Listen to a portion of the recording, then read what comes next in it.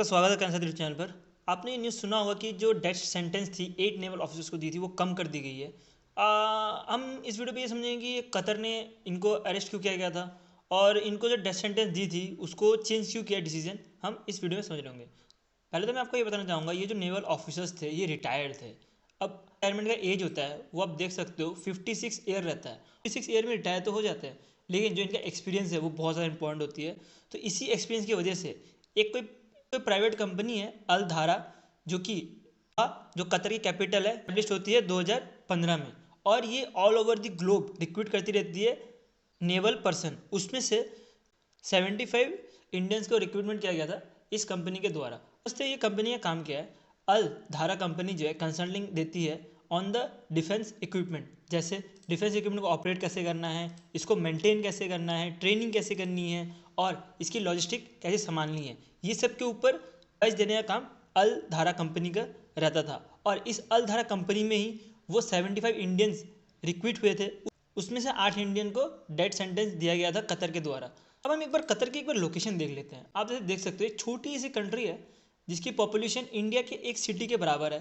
देखिए कि इजराइल, क्योंकि ये इजराइल आगे वीडियो में आने वाला है। एक न्यूज़पेपर आर्टिकल जैसे नेवल न्यूज़ है, इसमें आया कि इटली जो है सीक्रेटिवली सबमरीन डील कर रहा है कतर के साथ, और ये सबमरीन है ये नॉट डिटेक्ट ऑन रडार। ऐसा सबमरीन इटली बना रहा था कतर के लिए जो डिटेक्ट नहीं किया जाएगा रडार में भी। हम समझते हैं कि कतर को सबमरीन की जरूरत क्यों पड़ी। 1971 में कतर के साथ एक चमत्कार हुआ कि कतर को जो नेचुरल गैस का पूरा रिजर्व मिला, जिसको दो पार्ट में बांटा गया, एक नॉर्थ फील्ड और एक साउथ फील्ड। नेचुरल का रिजर्व था ये पैसिफिक गल्फ में था और ये कतर के इकोनॉमिक जोन के अंदर आता था। अब कतर को ये डर था कि कोई दूसरी कंट्री आके ये रिजर्व यूज़ ना कर ले, तो इसलिए कतर को एक ऐसा सबमरीन चाहिए था जो रडार में डिटेक्ट ना हो। अब एक क्वेश्चन अराइज होता है कि कतर को ये डील सिक्रेटिव करने की जरूरत क्यों पड़ी। इसका आंसर आपको इजराइल देगा, क्योंकि कतर और इजराइल के बीच में जो रिलेशन है वो अच्छी नहीं है। आप मान सकते हो इंडिया और पाकिस्तान का रिलेशन के तौर पे ये दोनों जो है एक दूसरे की एनिमी है। तो अगर कतर ग्लोबली सबको बता के अगर ये डील करेगा तो कतर को ये डर था कि इजराइल को करने नहीं देगा। जैसे कि आप इंडिया और पाकिस्तान का एग्जांपल ले सकते हो कि अगर पाकिस्तान अगर कोई डील कर रहा है, सबमरीन बना रहा है जो कि रडार में पकड़ में ना आए, और वो रडार जो है पॉसिबली गुजरात के आसपास भी घूम सकता है, तो इसी वजह से इंडिया जो है उसको करने नहीं देगा। तो इसी डर की वजह से कतर ने इस डील को सिक्रेटिव रखा। ये जो डील है इसके बारे में अलधारा कंपनी को पता था, और अलधारा कंपनी में जो 8 इंडियंस थे इनको भी पता था, क्योंकि ये हायर मैनेजमेंट रोल में थे। इसी के बेसिस पे जो कतर की इंटेलिजेंस सर्विस है दोहा की, उन्होंने इंडियन के घर में जाके अगस्त 30 2022 में उठा लिया। अब ये उठा तो लिया, लेकिन इसके बारे में कुछ नहीं बताया गया किसी को कि इनको क्यों उठाया गया और इसके ऊपर क्या क्या चार्जेस लगे हैं। न्यूज़पेपर आया 2 मई 2023 में, जिसमें यह बताया गया कि इनको जो है जेल कर दिया गया for spying on Qatar for Israel. ये जो है इजराइल के लिए स्पाइंग कर रहे थे, ऐसा न्यूज़पेपर में बताया गया।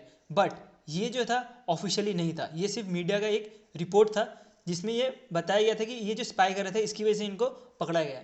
और आज तक ये कतर ने नहीं बताया कि इनके ऊपर क्या चार्जेस है, किस बेसिस पे इनको पकड़ा गया है। फिर 26 अक्टूबर 2023 में आर्टिकल छपा जिसमें बोला गया था कि ये 8 नेवल ऑफिसर को डेथ सेंटेंस दे दिया गया कतर के द्वारा। पहले मैं आपको ये बताना चाहूँगा, जो कतर का कोर्ट था इन्होंने भी ये एक्सप्लेन नहीं किया कि किस वजह से इनको डेथ सेंटेंस दिया गया है। तो हम समझते हैं ये डिसीजन इन्होंने चेंज क्यों कर दिया है। जो COP 28 है इसमें हमारे प्राइम मिनिस्टर नरेंद्र मोदी जी और जो किंग हैं कतर के वो मिले। आप इनके बॉडी लैंग्वेज देख सकते हो कितना अच्छा रिलेशन है दोनों कंट्री के बीच पे।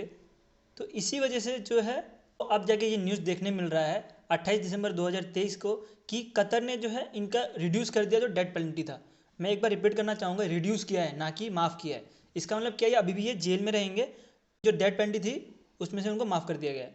अब क्वेश्चन अराइज होता है कि क्या होगा नेक्स्ट। ये हो सकता है कि जो 2015 में कतर और इंडिया ने जो एक ट्रीटी साइन की थी कि अगर कोई इंडियन का प्रिजन कतर में है और जो कतर का प्रिजन जो इंडियन में है, ये दोनों एक दूसरे के साथ ट्रांसफ़र कर सकते हैं। नेवल ऑफिसर्स हैं वो इंडिया में आके बच नहीं जाएंगे बल्कि वो जेल में रहेंगे, लेकिन जो इंडिया के लॉ है उसके हिसाब से इनके ऊपर कार्रवाई होगी, और जो इंडिया का लॉ है वो डेफिनेटली ट्रांसपेरेंट होगा कतर से। ट्राई किया कि शॉर्ट वीडियो में जो भी स्टोरी है पूरी पूरी समझाने की। तो आज के लिए हम इतने रखते हैं। अगर आपको वीडियो अच्छा तो लाइक करना, और अगर आपको ऐसे कंटेंट चाहिए तो सब्सक्राइब टू माई चैनल, और thank you for watching this video.